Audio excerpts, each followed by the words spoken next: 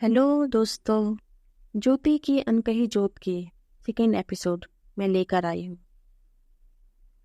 शादी के 30 वर्षों में मिस्टर शुक्ला ने उन्हें कभी प्यार नहीं दिया था। हाँ, लेकिन बुढ़ापे के इस दौर में जब मिस्टर शुक्ला जी भी थोड़े ढलने लगे तो पिछले 1-2 वर्षों में वो ज्योति के मन को टटोलने जरूर लगे थे।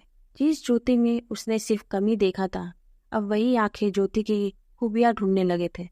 लेकिन इस बुढ़ापे में भी उसकी कभी हिम्मत नहीं हुई कि वो ज्योति को ये कह पाए। मिस्टर शुक्ला जी के लिए ये प्यार व्यार की बातें ज्योति के सामने कह पाना उनके लिए कठिन था। ऐसा नहीं कि वो डरपोक किस्म के थे। अगर ज्योति की जगह कोई और होता तो शायद वो कह भी देते, लेकिन ये ज्योति थी ज्योति।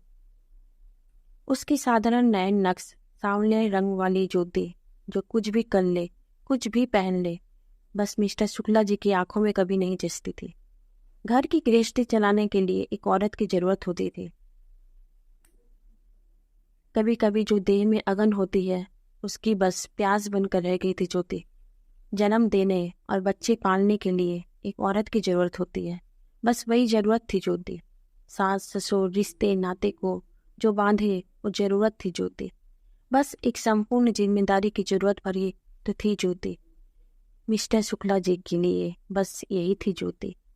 ज्योति इन्हीं जरूरतें के शोर में कहीं खुद को खो चुकी थी।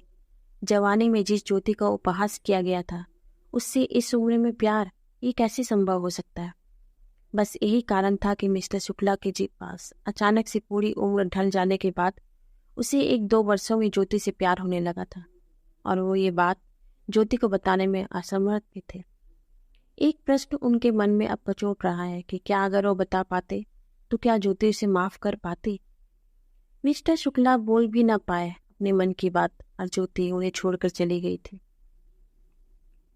एक ज्योति ही थी जो उसे और उसके सामानों को सहेज कर रखती थी। मिस्टर शुक्ला के बोलने के पहले ही वो सब समझ जाती थी कि उन्हें क्या चाहिए और क्या नहीं, और इसी बुढ़ापे में ही उन्हें ज्योति की बहुत जरूरत थी। इसी समय ज्योति ने भी उससे किनारा कर लिया और चल बसे। अब वह 15 दिन से बिन ज्योति के इस कमरे के 4 दीवारी में अकेले समय काट रहे थे। यह अकेलापन इतना भयावह आकृति की होती है, उन्हें तो कभी पता ही नहीं था। आज उसे ज्योति द्वारा खरीदी गई आराम कुर्सी में बैठ ज्योति का अकेलापन और उसके प्यार को महसूस कर पा रहे थे। एक कमरे में 15 दिन जिससे काटे नहीं जा रहे थे, वो ज्योति ने 30 वर्ष काट लिए, बिना किसी उम्मीद और झिकझिक के। यह आराम कुर्सी भी जब वो खरीद कर लाई थी तो कितनी खुशी से मिस्टर शुक्ला को दिखाया था। कहा था, सुनिए जी, ये मैं आपके लिए लाई हूँ। आप जब थक हार के आओ तब यही बैठना, आपको कुछ शांति जरूर मिलेगी। और हर बार की तरह मिस्टर शुक्ला ने उसे जाहिलों की पसंद का थप्पा देकर बाहर चले गए थे। तब तो उसे इसमें ज्योति का प्यार नजर नहीं आया, लेकिन अब वो समझने लगे थे कि शायद ज्योति ने जान लिया था कि जब इससे छोड़कर जाएगी तब ये आराम कुर्सी ही मिस्टर शुक्ला को राहत देगी। अब तो धीरे धीरे रिश्तेदार चले गए, रह गए उनका बेटा साहिल और उनकी पत्नी आरती। साहिल भी माँ के इस तरह अचानक चले जाने से दुखी था। उसे तो फिर भी आरती संभाल ही लेती, लेकिन अपने पापा के एकाकीपन को सोच वो उदास रहने लगा। उसने तो ऑफिस भी ज्वाइन कर लिया। पूरा दिन तो ऑफिस की व्यस्तता में निकल जाता था, लेकिन शाम को जब घर आता तो पापा को कमरे में बैठकर 2-4 बातें इधर उधर की करने की कोशिश करता।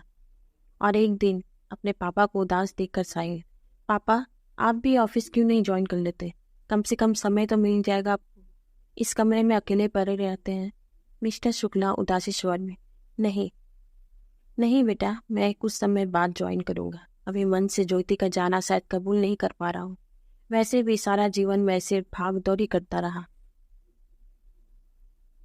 फिर इधर उधर की बातें कर साहिल अपने कमरे में आ जाता है। साहिल आरती से, माँ के जाने के बाद पापा बिल्कुल टूट से गए हैं। हर समय अकेले बंद रहते हैं अपने कमरे में, ना बाहर जाना पसंद करते हैं, ना किसी से मिलना चाहते हैं। आरती साहिल की बात सुनकर भी खामोश थे। उसे चुप देखकर साहिल, क्या बात है, चुप हो, तुम्हारा ध्यान कहाँ है, मैंने जो कहा उसे सुना नहीं क्या। आरती, हाँ सुनी तो। साहिल, तो तुमने जवाब क्यों नहीं दिया। आरती गुस्से में, सुनना क्या चाहते हो तुम। साहिल, तुम्हें क्या हो गया है, इस माहौल में भी तुम गुस्से में कैसे बात कर सकती हो, तुम्हें तो पापा को संभालना चाहिए।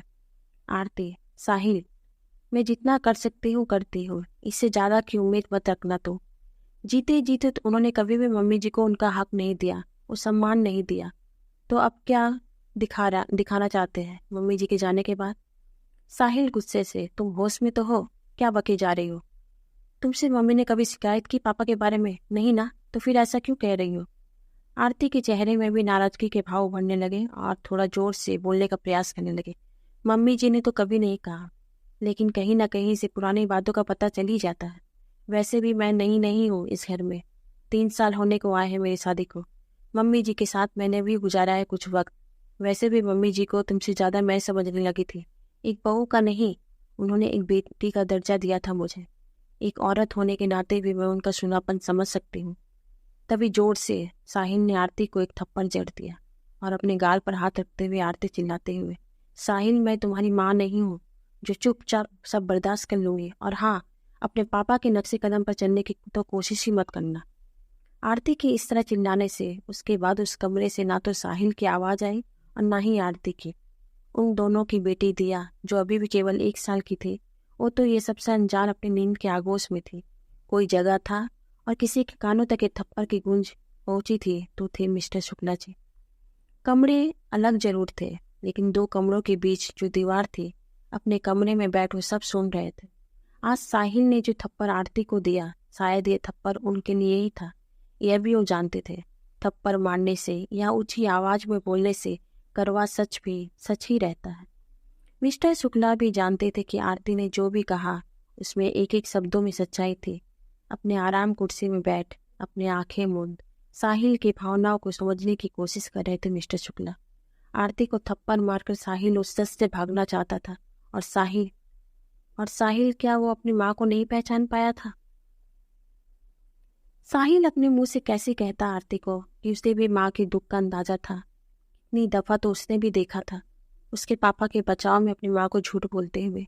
साहिल जो बचपन से अपनी माँ और पापा को कभी एक साथ घूमते फिरते तक नहीं देखा, पापा की किसी बात पर माँ को हंसते तक नहीं देखा, दोनों ने कभी भी एक साथ बैठकर मेरे सामने तक बात तक नहीं करते। मेरे स्कूल की सारी जिम्मेदारी तो माँ की थी, पापा ने तो बस फीस देकर जिम्मेदारी पूरी की थी।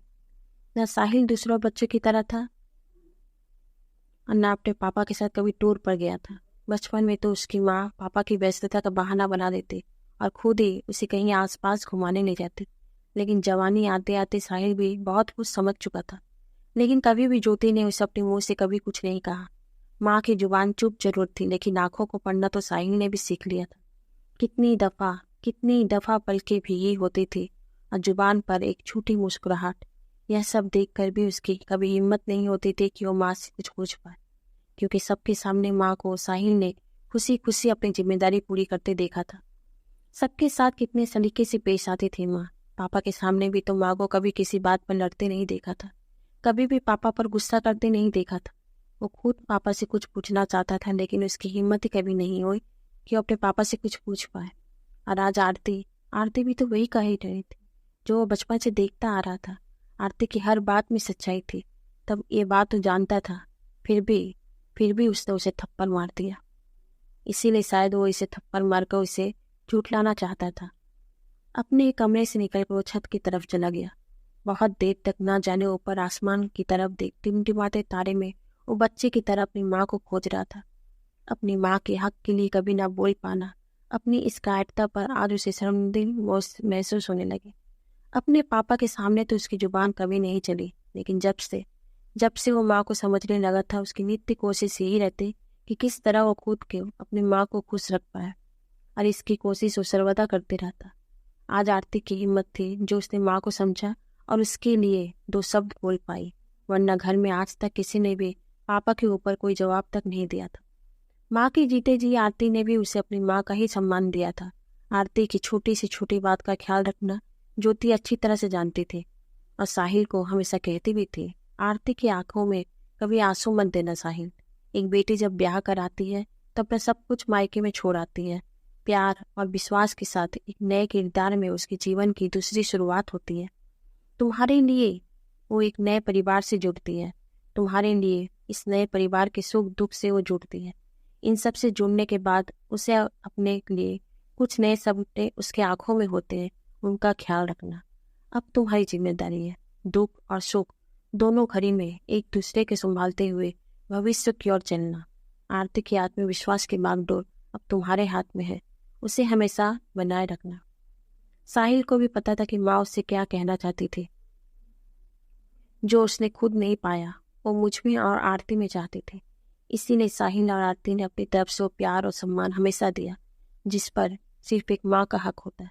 कुछ देर के बाद वो नीचे चला गया। आरती अब भी जगी हुई थी, शायद साहिल का ही वेट करी थी। दोनों को ही अपनी गलती का एहसास हो गया था, मुख से ना सही लेकिन आंखों से दोनों ने ही अपनी गलती के एहसास को जता दिया था। 20-25 दिन होने को आए लेकिन शुक्ला जी अपने कमरे से कभी न निकल पाए। उन्होंने तो अपनी छुट्टी भी कुछ दिनों के लिए बर्बाद चुके थे, पता नहीं क्यों, लेकिन बाहरी दुनिया के मोह पास से खुद को दूर रख रहे थे।